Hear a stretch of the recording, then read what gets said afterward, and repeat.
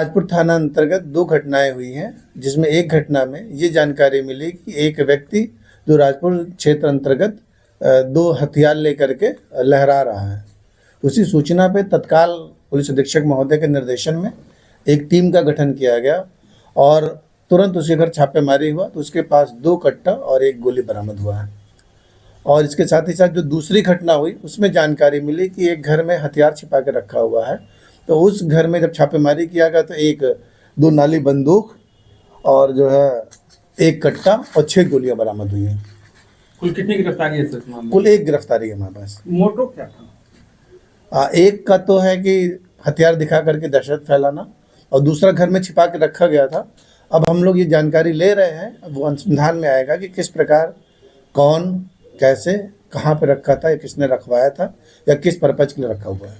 Weapon लाइसेंसी या हम लोग सारे बिंदुओं पे जांच कर रहे हैं, क्योंकि जो 2 हथियार पहले मिले थे वो दोनों जाहिर सी बात है देसी कट्टा है, तो वह कंट्री मेड कट्टा है।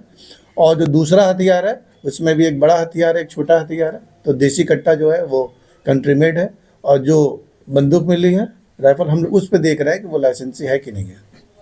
पकड़े गए युवक आपराधिक इतिहास है जी, पकड़ा हुआ युवक जो है 2 बार ये जेल जा चुका है। एक बार 2006 में जेल गया हुआ है और 2013 में जो है इसका आपराधिक इतिहास प्राप्त हुआ है। किस तरह का आरोप था उस समय? एक बार ये 376 के केस में गया है और दूसरी बार रंगदारी के केस में जेल गया हुआ है। सेंसिटिव इलाका माना जाता है राजपुर क्षेत्र। इस तरह से अगर हथियार के साथ, तो इसका मतलब है कि किसी बड़े घटना को अंजाम देने के चक्कर में थे। निश्चित ही राजपुर एक संवेदनशील थाना क्षेत्र है और इसमें तत्काल पुलिस को जानकारी मिली कि किसी के जो अपराध कर्मी के द्वारा हथियार का प्रयोग करके लहराया जा रहा है। तो हम लोग तत्काल उस पर कार्रवाई किए और जैसे ही सूचना मिली कि घर में छिपा के रखा हुआ है तो हम लोग उस पर किए।